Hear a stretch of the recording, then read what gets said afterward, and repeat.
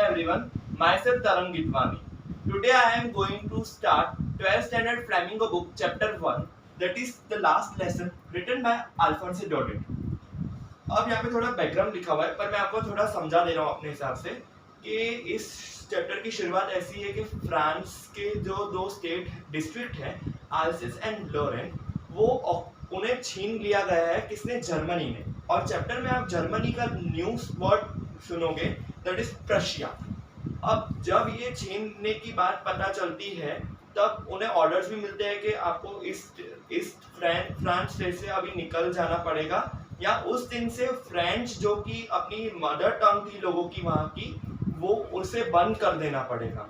तो उससे सुन के सब लोग इतने बहुत दुखी होते हैं और उस दिन पे उन्हें इम्पोर्टेंस पता चलती है मदर टंग की, कि आखिर हमने अगर फ्रेंच अच्छी तरह सीख ली होती तो क्या होता। Because most of the people ऐसा सोचते थे कि बात बात करके मतलब वो जाने देते थे कि हम फ्रेंच बाद में सीख लेंगे, बट लास्ट डे था उस दिन का तो उन्हें थोड़ी इंपॉर्टेंस पता चल रही है। Now we will start reading of the chapter and line by line I will explain you. So starting the chapter, I started for the school very late that morning and was in the great dread of scolding, especially because Mr. Hamel had said that he would question us on a participle, and I did not know the first word about them. Here I refers to author. अब author बोल रहे हैं कि मैं उस दिन school में जाने के लिए बहुत लेट हो रहा था और मुझे बहुत डर भी लग रहा था क्योंकि उस दिन मुझे डांट भी पड़ सकती थी शायद, क्योंकि आज उस दिन पर मतलब मिस्टर हैमल उनकी टीचर फ्रेंच में पार्टिसिपल्स जो होते हैं, जैसे हमारे ग्रामर में पार्टिसिपल्स होते हैं,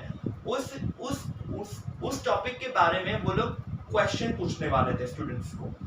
तो वो सिर्फ जो ऑथर थे उन्हें सिर्फ उसके बारे में थोड़ा ही पता था और मे बी बिल्कुल ही नहीं पता था, तो इसलिए उन्हें डर लग रहा था।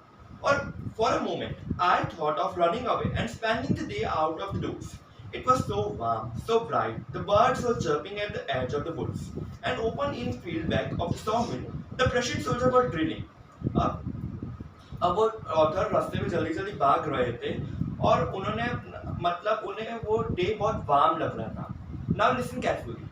जब हम इंडिया में रह रहे हैं तो यहाँ पे बहुत गर्मी होती है, तो इसलिए हमें बाहर कहीं जाने की इच्छा होती है कि जो कूल वेदर प्लेस हो। अब एज यू नो फ्रांस जो है मतलब फ्रांस वो बहुत कूल प्लेस है, तो उधर मतलब कभी बहुत कम दिन आते हैं ऐसे कि जिस दिन सन उगता है, मतलब सन दिखाई देता है उन्हें, तो दैट्स व्हाई जब भी उन्हें सन दिखता है तो वो बहुत खुश होते हैं। That's why here is saying that it was so warm. और फिर बर्ड्स के बारे में बताया कि बर्ड्स भी मतलब गुनगुना रहे थे। और ओपन फील्ड में इधर की सॉ मिल मतलब लकड़ी काटने की एक फैक्ट्री होती है, वहां पे एक ओपन एरिया था। वहां पर सब जब प्रशियन सोल्जर्स है, आई से दैट प्रशियन मतलब जर्मनी स्टेट के सोल्जर्स, जर्मनी कंट्री के सोल्जर्स थे, वो एक्सरसाइज कर रहे थे। अब यू नो कि एक्सरसाइज तो बहुत शांति से होती है, उसकी आवाज भी नहीं आती, हमें लोग एक्सरसाइज कर रहे थे। बट हियर एक्सरसाइज के साथ यहाँ पे सोल्जर्स ऐसे नहीं, दे आर सोल्जर्स, तो वो लोग ड्रम बीट्स भी बजा रहे थे, जिससे पता चल रहा था कि वो एक्सरसाइज कर रहे हैं। और it was all much more tempting than the rule for the participle, but I had a friend to resist and hurried off to the school. अब ऑथर को बहुत अट्रैक्टिव लग रहा था, तो इसलिए वो बोल रहे थे कि इससे अच्छा तो इससे अच्छा तो कुछ हो ही नहीं सकता, क्या मैं पार्टिसिपल्स के लेक्चर भरूं। बट ऑथर को इतनी शक्ति भी है कि इसे अट्रैक्ट नहीं होना है, क्योंकि फिर उससे पार्टिसिपल्स के लिए कुछ, अगर उन्होंने लेक्चर नहीं सुना तो कुछ उसे सजा भी मिल सकती है। दैट्स व्हाई वो फटाफट भाग गया अपनी स्कूल के लिए। When I passed the town hall, there was a crowd in the front of bulletin board. For the last 2 years, all our bad news had come from there: lost battles, the draft, the orders of the commanding officer, and I had thought to myself without stopping, what can be the matter now? Then, as I hurried by as fast as I could go, the blacksmith watcher who was there with his apprentice reading the bulletin called after me, "Don't go so fast, Bob. You will get to your school in a plenty of time." अब जैसे ही वो आगे बढ़े तो वो town hall के रास्ते से पास हुए। वहाँ पे बहुत सारा क्राउड था बुलेटिन बोर्ड को रीड करने के लिए। Here bulletin board refers to simple notice board, जैसे हमारे स्कूल में नोटिस कुछ देनी होती है जो नोटिस बोर्ड पे लगा देते हैं ना, वैसे ही बुलेटिन बोर्ड है। अब यहाँ पे ऑथर बोल रहे हैं कि इस बुलेटिन बोर्ड पे 2 साल से हमें बुरी खबरें ही सुनने को आ रही है कि कुछ फ्रांस के स्टेट ने मतलब हारा है वॉर में, और कभी ऑफिसर्स की कमांड्स आ रही हैं कुछ बुरी बुरी। दैट्स व्हाई ये बोल रहे हैं कि बहुत बुरी बुरी खबरें आ रही है। और फिर उन्होंने खुद ऑथर ने थोड़ी देर रुके और सोचा कि अब क्या हो सकता है मैटर। फिर वो फटाफट भागे पास, और वहां पे उन्होंने आगे देखा उन्हें ब्लैकस्मिथ भी बुला रहे हैं। ब्लैकस्मिथ मतलब कि लोहार, वो अप्रेंटिस मतलब अपने ट्रेनिंग के साथ खड़े हैं, मतलब वो शायद ट्रेनिंग ले रहे थे, तो ट्रेनिंग के साथ खड़े थे बुलेटिन बोर्ड रीड करने के लिए। पर उन्होंने जब बुलाया तो वो रुक गया ऑथर, और वो जो ब्लैकस्मिथ है वो बोल रहा है कि तुम इतना फास्ट मत जाओ क्योंकि अभी तो बहुत टाइम पड़ा है स्कूल चालू होने में। I thought he was making fun of me and reached Mr. Hammer's little garden all out of breath। अब ऑथर ने सोचा कि ये मेरा मजाक उड़ा रहे हैं, इसलिए मैं फटाफट भागूं, और क्योंकि शायद मैं लेट हो गया। और फिर वो फटाफट भागते हैं और फाइनली वो विदाउट ब्रेथ मिस्टर हैमर के लिटिल गार्डन में पहुंचते हैं। Mister Hammer, as you know, he is the teacher of that school. अब गार्डन इन द सेंस वो स्कूल के I think so garden area में आ चुके हैं। Usually when school began, there was a great bustle, which could be heard out in the street, the opening and the closing of the desk.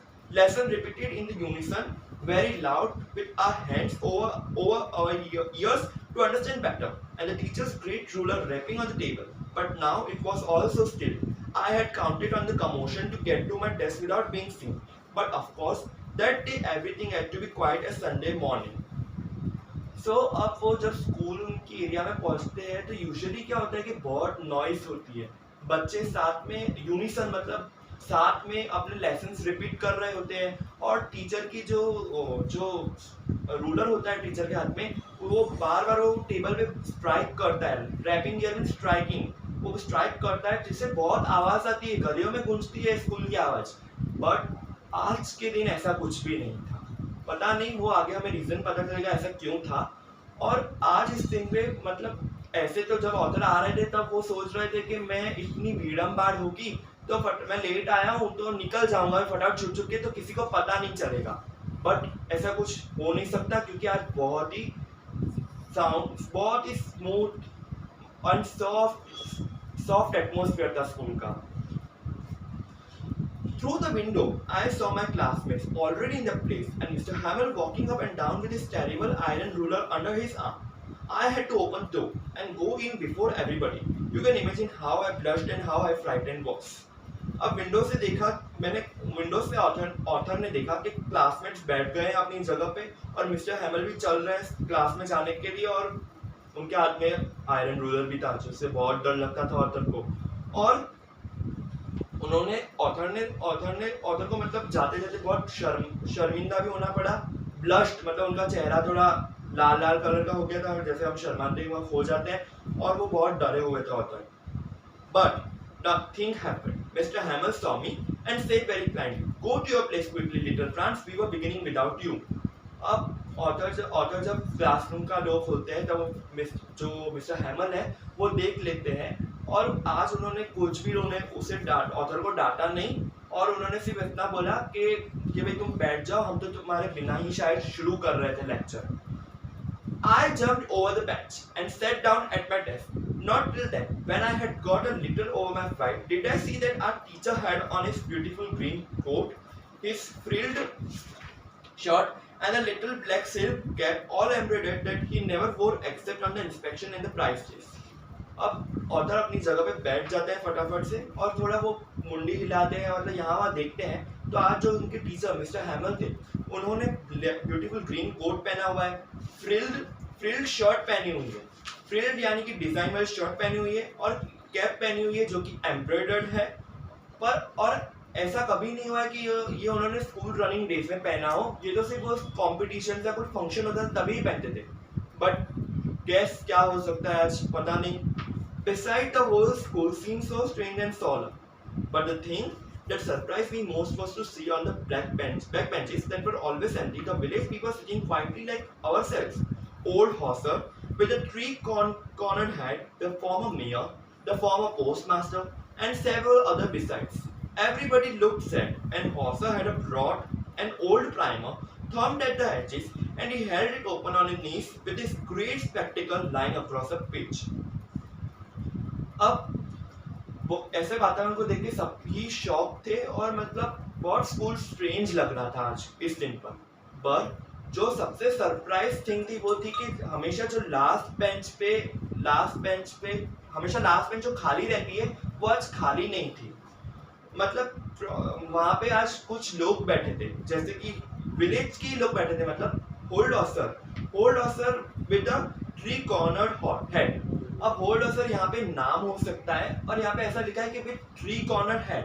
अब उन्होंने may be head पहनी तो आप imagine कर सकते हो, ऐसा बोल तो नहीं सकते बट इमेजिन दैट वो शायद सरपंच हो सकते हैं। और मेयर बैठे होते, फॉर्मर पोस्ट मास्टर, मतलब कई साल पुराने जो रिटायर्ड हो चुके हैं पोस्ट मास्टर वो भी बैठे हुए थे और बहुत कई लोग बैठे थे और सब बहुत दुखी लग रहे थे। और जो हॉसर था वो ओल्ड प्राइमर पकड़ के बैठा है। Here old primer refers to the book, simple primary book, कोई फ्रेंच की होगी प्राइमरी बुक, वो उन्होंने पकड़ी हुई थी और वो थम्ड यानी कि टॉन्ट फटेली बुक थी और वो बार बार उन्हें नीज पे रखी हुई थी और बार बार वो उलट पुलट कर रहे थे पेजेस को। उन्होंने स्पेक्टिकल्स पहना हुआ था और मतलब वो बहुत तीखी नजर से ऐसे देख रहे थे। While I was wondering about it all, Mr. Hamel mounted his chair and in the same grave and the gentle tone which he used to me said, "My children, this is the last lesson I shall give you. The order has come from Berlin to teach only German in the school of Alsace and Lorraine. The new master has come tomorrow. This is your last French lesson. I want you to be very attentive." अब सब देख ही रहे थे, इधर उधर देख ही रहे थे। इतने में मिस्टर हैमल अपनी चेयर पे बैठे और उन्होंने एक सिंपल टोन में और विद ग्रेव मतलब सैडनेस, सीरियसनेस से उन्होंने बोला कि मेरे बच्चों, ये आज लास्ट लेसन है जो मैं आपको दूंगा। ऑर्डर अभी आ चुका है बर्लिन से यानी कि जर्मनी से ऑर्डर आ चुके हैं कि अब जो एल्सेस एंड लॉरेन के स्कूल्स में फ्रेंच जो पढ़ाई जाती थी अब वो बिल्कुल नहीं पढ़ाई जाएगी, अब सिर्फ जर्मन लैंग्वेज ही चलेगी। और न्यू मास्टर्स जो है जर्मन सिखाने के लिए वो कभी भी नेक्स्ट डे पे आते होंगे, तो इसलिए ये मेरा लास्ट फ्रेंच लेसन है। तो मैं आज चाहता हूँ कि सब अटेंटिव रहो। What a thunderclap these words were to me.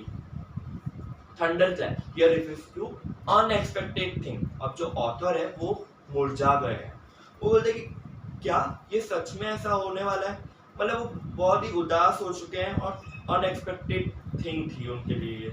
Oh the branches, that was what they had put up at the town hall।